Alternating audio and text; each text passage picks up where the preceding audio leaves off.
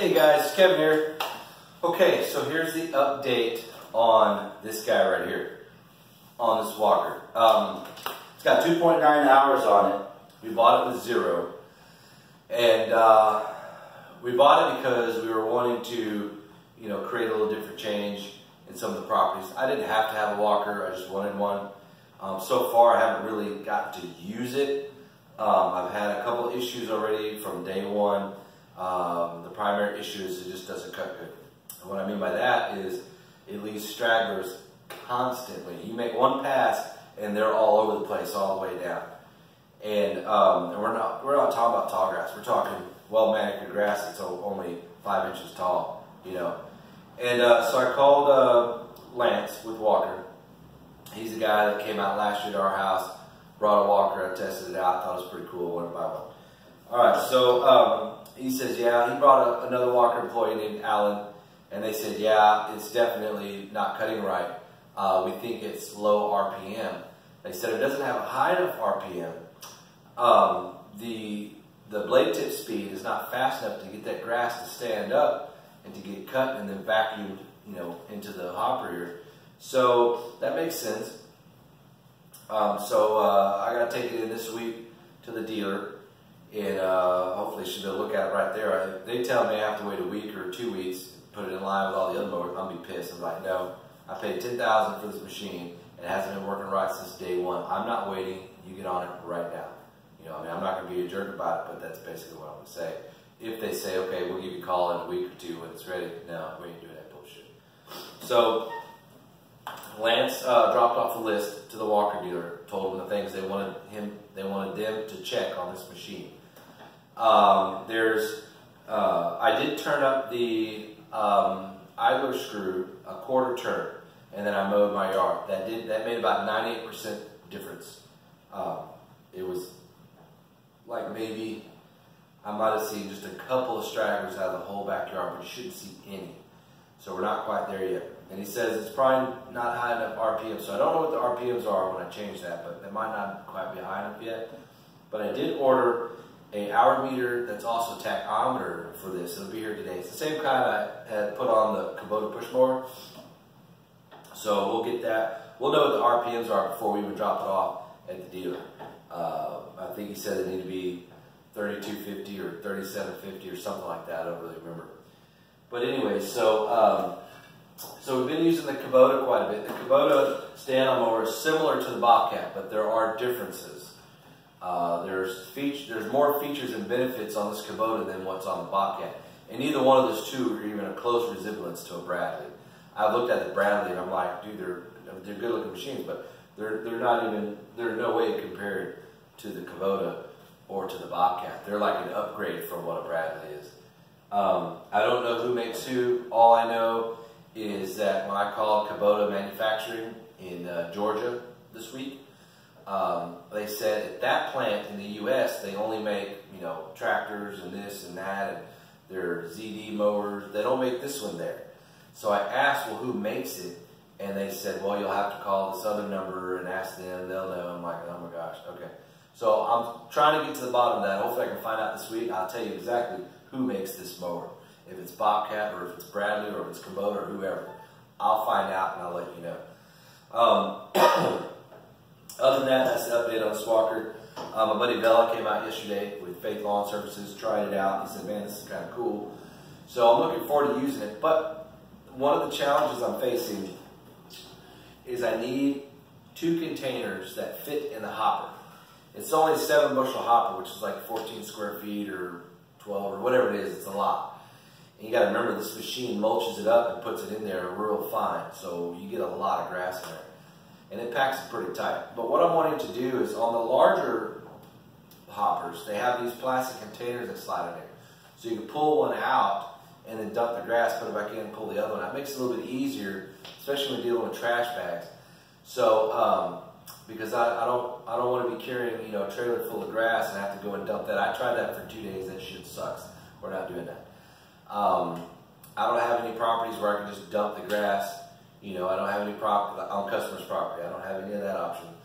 So if I'm going to use this machine, now there will be times I can do rear discharge, but if I'm going to use this machine, I want to bag it I have to somehow get the grass into the bag. Now here is the other option. When I'm done on a property, whatever property is, and generally it's regular residentials that I'll use this on.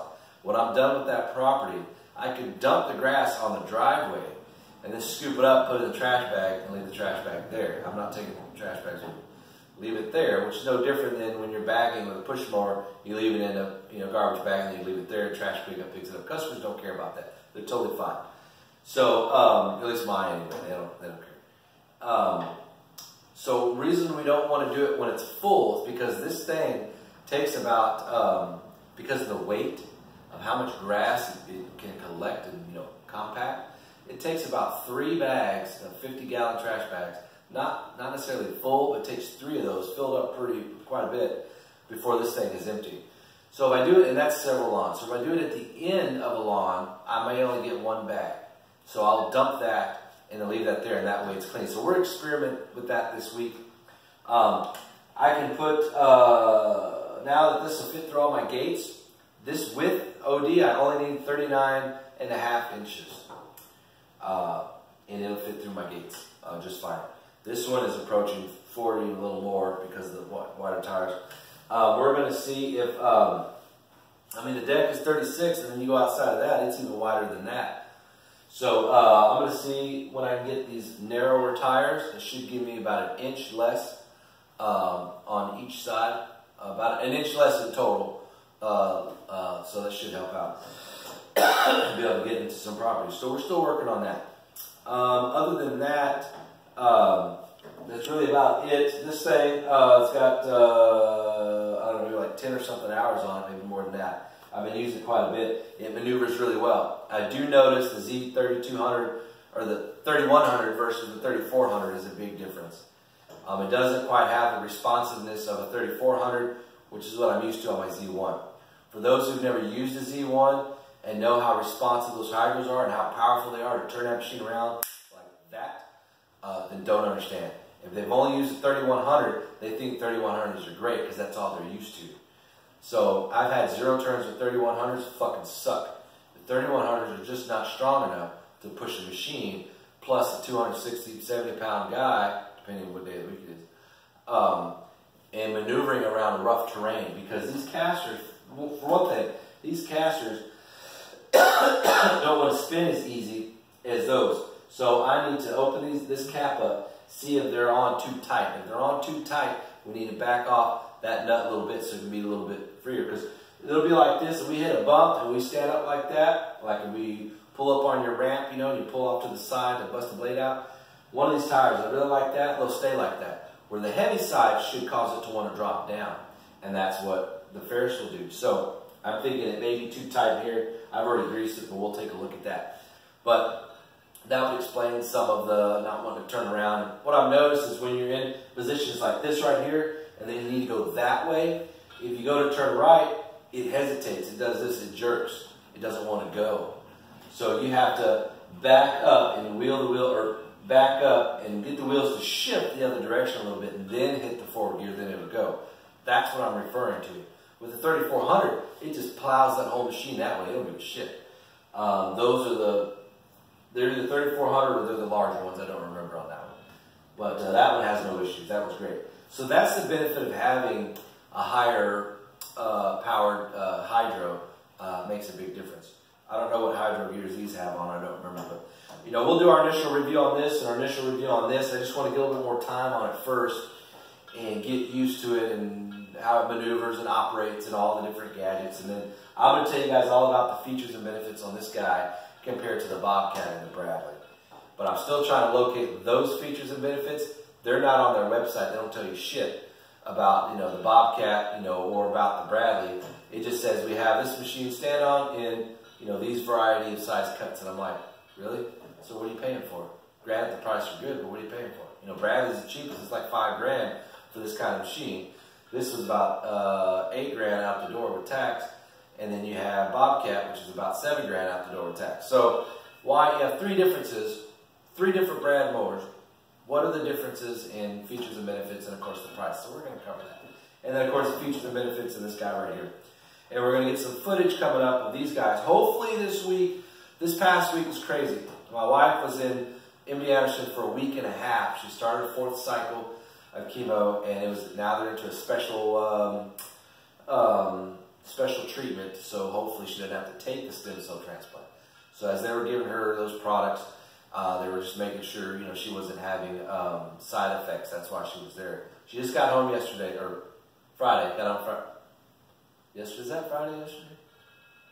Today's Saturday. Today's Sunday. She got home Friday. Sorry, 2 days ago. So I had a babysit Monday. Couldn't work Monday. I worked only 4.5 hours Tuesday, 5 hours Wednesday, 4 hours Thursday, and 5 hours Friday. That is nowhere close to my full-time schedule. I missed out on money this week because I needed to stay at home with the kids. You know, I'm glad I was available to do that, but at the same time, you know, I failed in this other area. My customers understood. They had no problem. You know, you just catch us next week. Okay, yeah, that's cool, but then that also doubles up the week, and really I don't like doing that. I've dialed down quite a bit so I can spend more time with them. But anyways, so that's that. Also, another update for you. My customer in this neighborhood, we're doing a French drain install. It's an easy deal. It's like $2,400. We're going to be pushing a little over 100 feet.